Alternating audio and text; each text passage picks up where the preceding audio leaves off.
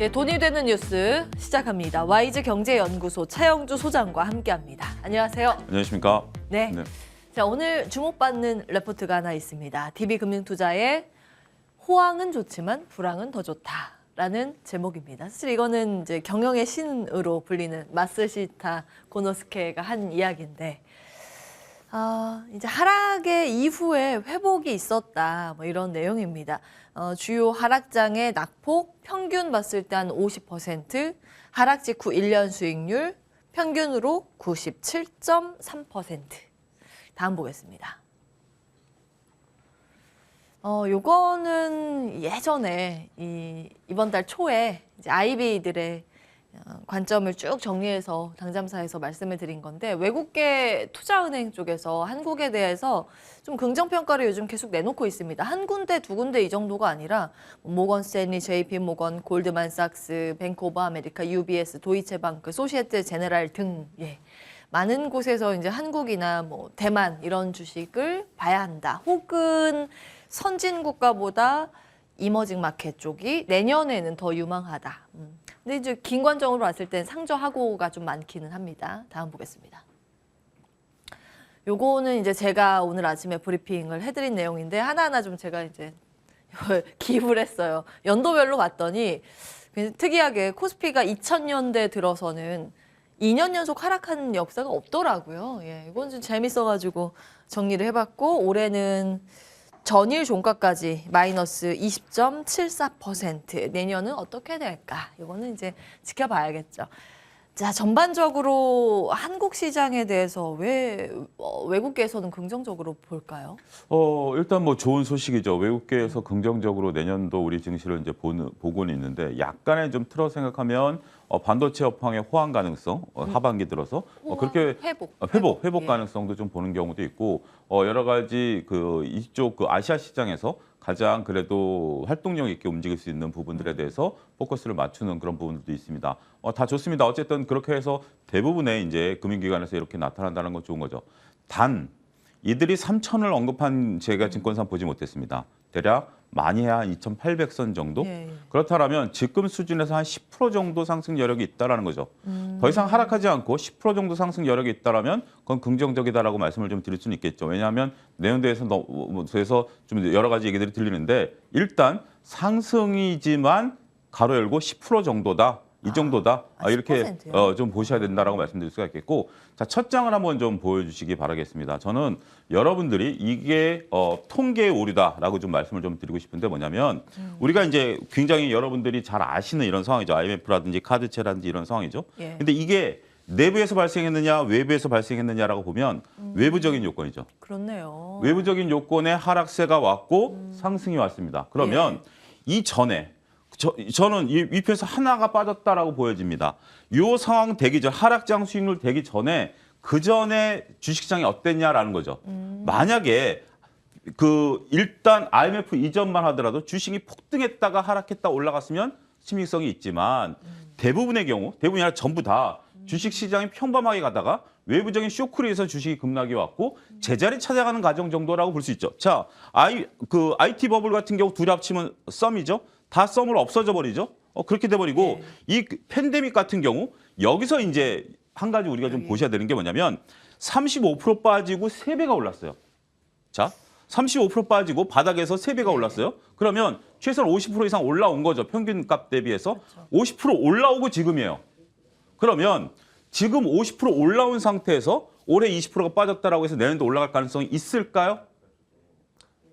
저는 그 부분을 여러분 고민해 보시라는 거예요. 정답이 아니지만 빠졌기 때문에 올라간다라는 거지만, 대부분 우리가 평균적으로 걸어오던 길에서 잠깐 외부적으로 흔들렸다가 다시 제자리 찾아가는 과정이다라고 보고, 이 팬데믹 상황에서 했다가 지금 100% 올라와서 20% 빠진 상태에서 다시 올라가겠냐라는 부분에 있어서는 과거의 외부적인 요건과는 다르다라는 거, 일단 전제 조건 자체가 틀렸다라는 것이고요. 지금은 그러면 외부가 아니라 어떤 요인에 기인은 한 하락이라고 경제 둔화란 보세요? 내부적인 요인이죠. 우리가 뭐 코로나라든지 IMF라든지 이런 건 외부적인 요소지만, 지금은 전 세계 경기가 다 둔화되는 거잖아요. 그럼 우리나라만의 문제인가요? 아니죠. 이걸 구분할 필요가 있다라고 저는 생각을 합니다. 두 번째는 2020년과 2021년에 수많은 동학개미 운동에 들어오셨던 분들이 남기고 간 물린 매물대들. 이때 당시엔 그런 게 없었죠. 왜냐하면 외부적인 충격이 오면 쑥 밀었다 쑥 올라오는 거죠. V자 반등이 가능했던 거죠. 예. 하지만 지금은 V자 반등보다 더 높이 올라갔고 삼성전자 기준으로 봤을 때 9만 원대부터 7만 원대까지 그 매물대 예. 과연 그거를 원활히 통과할 수 있을까요? 그래서 저는 이 통계 자료에 대해서는 예. 나름대로 저는 제 개인적으로는 인정을 안 하지만 여러분들도 그렇게 한번 고민해 보셔야 될 것 같아요. 마켓워치에서 그 주말에 나온 자료를 보면 산타랠리에 대한 자료가 한번 나왔었어요. 산타랠리 보면 미국 기준으로 봤을 때 12월 지금 이제 마지막 2주가 남지 않았습니까? 2주 동안 못 올랐으면 그러니까 2주 동안 올랐으면 그 다음에 12개월 동안 7%가 올랐고요. 만약에 2주 동안 못 올랐으면 그 다음에 12%가 올랐다라는 겁니다. 그래서 오히려 2주 동안 안 오르면 다음에 또 올라갈 수도 있다라는 거예요. 근데 그게 어떤 통계냐? 1869년서부터 통계예요. 굉장히 오래된 통계이긴 하지만 케이스 바이 케이스 다 다를 수도 있다라는 거죠. 따라서 우리가 이러한 통계를 보는 데 있어서 통계에 대한 어떤 신뢰도, 믿음, 그다음에 통계가 작동하지 않는 부분들 이런 걸 다 고민해야 된다고 봅니다. 저는 일단 2020년, 2021년 휴유증이 2020년도에 나타났고 그 휴유증을 정상적인 경우라면 내년도에 극복할 가능성이 있긴 하겠습니다만 지금 미국의 연준은 내년도까지 금리를 올리겠다라는 것이고요. 더군다나 미국이 또 이런 통계 자료를 제가 들이댈 수 있죠. 미국이 마지막 금리 인상한 이후에 금리를 인하한 개월 수를 따지면 평균 11개월이 걸렸어요. 예. 그러면 지금 75bp 금리 인상이 미국이 열려 있는 상태에서 내년 상반기까지 25bp 3번 올린 다음에 금리를 인하한 통계치를 잣대를 들이대면 2024년 상반기가 대학 금리가 떨어집니다. 그런 동안에 우리 주식이 쉽게 올라갈 수 있을까요? 이런 정도로? 저는 상황들을 봤을 때 이 상황들을 놓고 저렇게 수치를 뽑아낸 것들에 대해서는 인정을 하지만 이때 당시랑 지금은 상황은 물론 이제 항상 지금은 다르다라는 거에 대해 반발하실 수도 있긴 하겠습니다만 그렇게 시장이 단순하게 움직이지 않을 가능성에 저는 오히려 무게중심을 두고 있다 말씀드릴 수 있겠습니다. 예, 뭐 알겠습니다. 통계는 사실 그냥 통계일 네. 뿐이죠. 뭐 이렇게 꼭 100% 이렇게 볼 수는 없는 거고 그때와 이제 상황이 다르다는 점을 말씀을 주셨는데 그 지금의 하락이 내부적인 원인에 기인한 하락이라는 데는 좀 잘 이해가 안 일단 가서요. 두 팬데믹도 금융위기도 다 글로벌적으로 오지 않았나요? 글로벌적으로 왔는데 예. 지금 이제 두 번째죠. 하나는 우리나라 삼성전자의 지금 막대한 매출 둔화죠. 삼성전자가 지금 재고가 돼 있고 중국에 대한 수출이 지금 안 되고 있는 상황이죠. 별로 인정 못 하십니까? 자동차가 안 팔리고 있죠. 예. 경기 둔화에 대한 부분들이죠. 재고가 쌓이고 있죠. 이런 세계적인 분위기가 경기 둔화의 원인으로 뭘로 보세요? 일단 금리가 너무 높은 거죠. 지금 우리가 우리 체력에 따라서 금리를 올릴 수 있는 수준보다 더 높이 올라와 있는 거죠. 예. 미국이 금리를 올리니까 신흥국들이 다 올리다 보니까 그렇죠. 신흥국들의 경기 상황이 둔화되니까 이례적으로 유엔에서도 지금 현재 금리 너무 올리지 마라. 신흥국들 다 죽는다라고 얘기할 정도로 신흥국들이 지금 다 신음하고 있는 상태죠. 우리도 마찬가지죠. 지금 뭐 가계부채가 이렇게 높은 상태에서 우리가 지금 금리를 3.25까지 올리지 않았습니까? 네. 지금 늘어나는 가계부채 때문에 부동산 경기가 침체되고 우리나라 자산 시장에서 가장 큰 역할을 하는 부동산 시장이 안 되다 보니까 예. 주시장이 안 되는 거고요. 이 상황이 극복되지 않는 이상 과연 여러분들이 주식할 수 있는 여력들이 있을까요? 주식은 지금 상태에서는 신규 자금들이 계속 들어와 줘야 돼요. 근데 지금 고객위탁금이 46조까지 빠졌죠. 이때 당시에 팬데믹 상태의 고객위탁금이 얼마죠? 70조였죠. 지금 46조입니다. 이게 들어오지 않는 상태에서 주식이 과연 올라갈 수 있는 트리거가 될까요? 지금 주식할 수 있는 여유 있으신 분들이 있으신가요? 그럼 이렇게 질문 네. 드리겠습니다. 이거 다음 장으로 한번 네. 예, 갈게요. 보통은 내년 상반기는 조금 어렵고 네. 하반기에 괜찮을 것 같다는 게 많은 이제 투자 IB 쪽에서의 네. 의견입니다. 그러면 지금 말씀 주신 논리라면 금리 인상을 먼저 말씀 주셨어요. 연준에서부터 시작했고 그렇죠. 미국이 그렇고 경기 불황은 지금 미국 혹은 유럽이 더 심각하다고 하고 이머징 마켓에 대한 그 내년 하반기 긍정 평가에 대한 뷰는 어떻게 보시는지?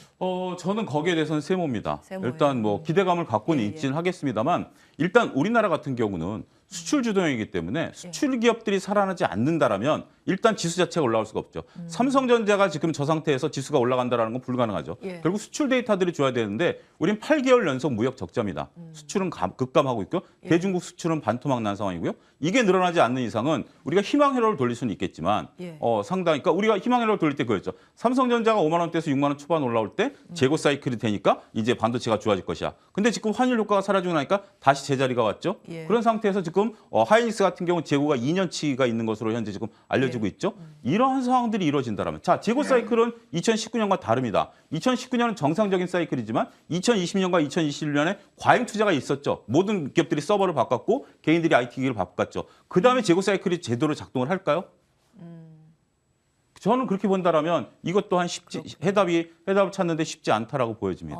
그러면 당분간의 기준이 어느 정도인지가 궁금하고 지금 이제 보수적으로 시장을 바라봐야 한다라는 말씀을 주셨습니다. 뭐 사실은 내년까지 이제 파월 의장도 피봇 없다고 이제 못 박은 상황이기 때문에 금리 인하에 대해서는 없다고 이야기를 하고 있기 때문에 뭐 그런 근거로 말씀을 주고 계신데 어느 정도 기간 동안 우리가 시장의 겨울 가능성을 최소한 내년 상반기까지는 이어지겠죠. 그 이후는 그때 가서 봐야 될 것들이 미국의 경제 상황과 금리인데 여러분들이 이 경기와 주식시장을 연결해서 보셔야 돼요. 미국이 내년 경제 성장률 몇 프로죠? 0.5%. 우리 같은 경우는 내년 경제 성장률 몇 프로죠? 한은은 1.7%를 발표하고 있지만 조만간 많은 아이비들은 1.3을 바라보고 있습니다. 1.3% 성장한다라면 주식시장이 1.3% 성장할 수도 있다는 거죠. 그렇죠? 경기가 되면. 근데 우리가 보면 이게 전체적인 그 경제 성장률 1.3%면 GDP가 올라가야 되는 부분들인데 우리가 GDP가 올라가는 1.3%에서 가장 지금 정부는 일단 뒤로 물러서 있는 상황이고 가장 여기서 크게 데미지를 입을 수 있는 건 기업이거든요. 기업이 올라가고 우리들이 일단은 전반적으로 월급 올라가는 수준만 놓고 보면 민간은 스테디하게 돼 있고 결국 기업이 떨어질 수밖에 없다라는 거죠. 기업이 떨어지면 기업들의 이익은 어떻게 되죠? 급감할 수밖에 없는 거죠. 그러니까 제가 왜 이렇게 부정적으로만 말씀드리냐면 지금 희망 회로를 돌리는 거에 대한 논리 근거를 제가 찾지 못해서입니다. 희망 회로를 저도 돌리고 싶은데 지금 내년이 좋아질 거다라는 막연한 어떤 뇌피셜은 가능하겠지만 지금 상황으로 통계 자료를 보고 데이터를 보면 내년이 나아질 거라고 보이는 통계 자료를 제가 아직까지 못 찾아서 이렇게 극단적으로 말씀드린다라고 말씀드릴 수가 있겠습니다. 사실은 이제 지금 나오는 레포트의 큰 그림으로는 대동소이한 부분이에요. 사실은 내년 한 2분기까지는 일단 경제에 대해서 연착륙이냐 경착륙이냐 확인을 하고 한 번에 충격을 받은 후에 회복을 거의 다 이야기를 하고 있거든요. 그러니까 당분간 이제 경계 태세를 갖춰야 한다라는 이제 말씀을 좀 강하게 주시느라 좀 여러 가지 보수적인 관점을 세게 말씀을 주셨는데 알겠습니다. 시장 전반적으로는 이런 포인트 저희가 기억을 하면서 다음 기사 보면서 또 투자의 아이디어 발굴을 해보겠습니다. 자, 오늘 뭐 히트 쪽이 리튬, 치솟던 리튬 가격 하락세인가?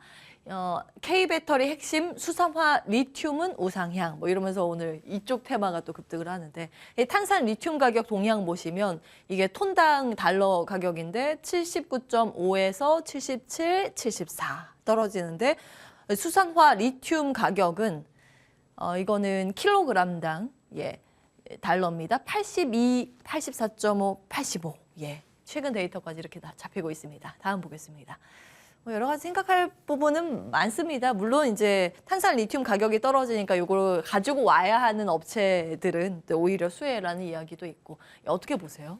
일단 리튬에 대해서는 여러 가지 우리가 좀 기대감이 일단 1차적으로 반영됐다라고 보고 그다음에 2차적인 이제 단계로 넘어왔다라고 보여집니다. 우리가 이제 공업용 리튬을 갖고 와서 수산 리튬을 만들기 때문에 이런 업체들 같은 경우는 수익성 개선 효과가 있죠. 하지만 이게 뭐 정말 드라마틱하게 우리가 주가가 선반영된 부분 이상으로 올라가기에는 한번 좀 가격 추이를 좀 지켜봐야 되겠고 여기서 극단적으로 $100까지 갈 가능성에 대해서는 점치는 경우는 없기 때문에 지금 수준에 있어서 보긴 하셔야 되는 거죠.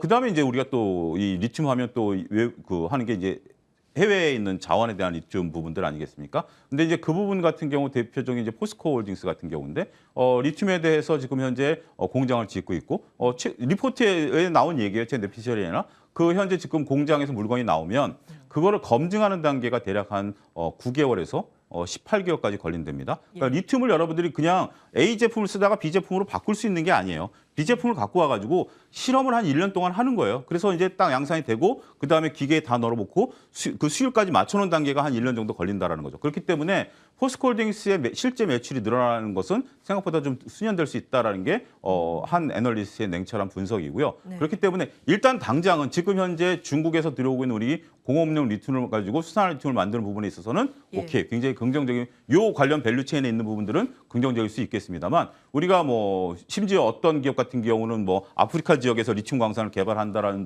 뭐 이런 얘기들은 그게 실질적으로 우리한테 매출로 일으키고 수익화될 때까지는 생각보다 오랜 시간이 걸릴 수밖에 없다. 이 점을 여러분들이 구분해서 생각하셔야 되지 않을까 싶습니다. 투자의 관점에서 어떻게 보세요?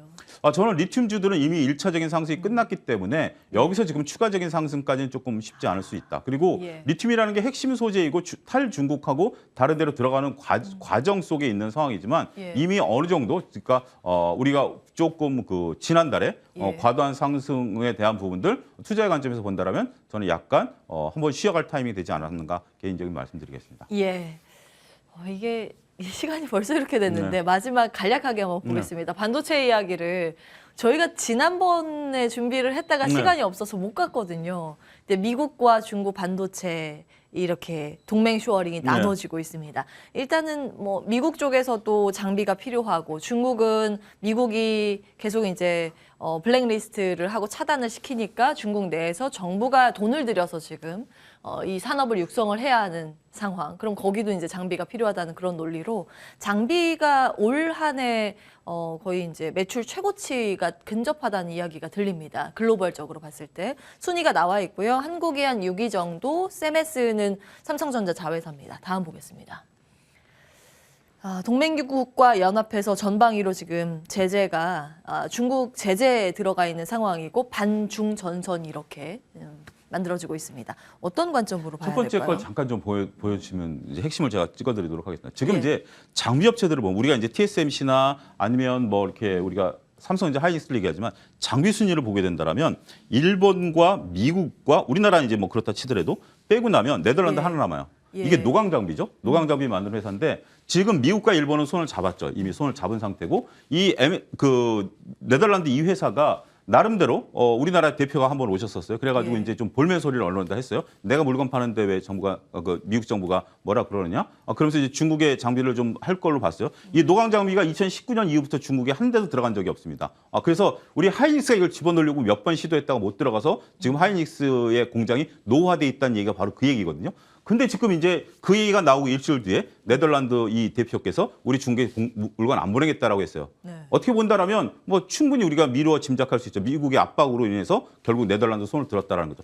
이들이 합치면 중국은 겉모습밖에 안 남습니다. 지금 많은 미국과 일본 장비들 네덜란드 노광 장비까지 안 들어가면 이 노광 장비라는 게 쉽게 만들어낼 수 있는 게 아니에요. 쉽게 만들어낼 수 있는 거면 삼성이 벌써 개발했죠. 물론 지금 하고 있는 걸로 알려지고 있지만 어쨌든 물리적인 시간이 필요하겠죠. 중국도 약 380조 원 정도 우리나라 돈으로 보조금을 지급한다 하지만 예. 일단 중국 고사작전에 미국이 들어간 건 사실이고요. 그런 부분에 있어서는 우리가 우리 입장에서 보면 이렇게 된다라면 우리 삼성전자 공장 특히 이제 하이닉스 공장은 예. 발등에 불이에요. 워낙 지금 노화되어 있는 상황 19년서부터 몇 년 동안 지금 노광장비에 못 들어갔습니까? 그렇기 때문에 이 부분에 대한 우리 좀 악재도 여전히 존재하고 있다 이렇게 말씀드리겠습니다. 우리나라 입장에서는 뭐 삼성전자 특히 하이닉스는 악재라고 보셨습니다. 소부장단 같은 의견이세요? 이걸 다른- 우리가 대처할 수 있는 방법에 대해서 지금 말씀하시고 결국 노광 장비 예. 우리가 개발한다 뭐 이런 얘기를 하시는 분들도 있는데 그렇게 쉽게 따라잡을 수 있는 거였으면 이들의 존재감들이 이렇게 드러나지는 않겠죠. 예. 물론 시간이 필요한 건데 그 시간이 언제쯤 될지에 대해서는 저는 생각보다 좀 길어질 수도 있다. 그리고 너무 이렇게 성급하게 예. 이 부분을 우리가 대처한다라고 본다라는 것에 대해서도 여전히 경계한다 이렇게 말씀드리겠습니다. 그러니까 ASML이 슈퍼을이라고 슈퍼울이죠. 예. 불리죠. 이재용 회장께서도 얼마 전에 날라가셨잖아요. 노광 장비 가지고 그럴 정도이기 때문에 여기는 뭐 줄 서서 받고 있습니다. 예. 다른 부분 램 리서치나 다른 쪽도 이제 궁금하긴 한데 다음에 또 기회 되면 그때 이야기를 하도록 하고 시간상 여기에서 마무리하겠습니다. 와이즈 경제연구소 차영주 소장과 함께했습니다. 고맙습니다. 감사합니다.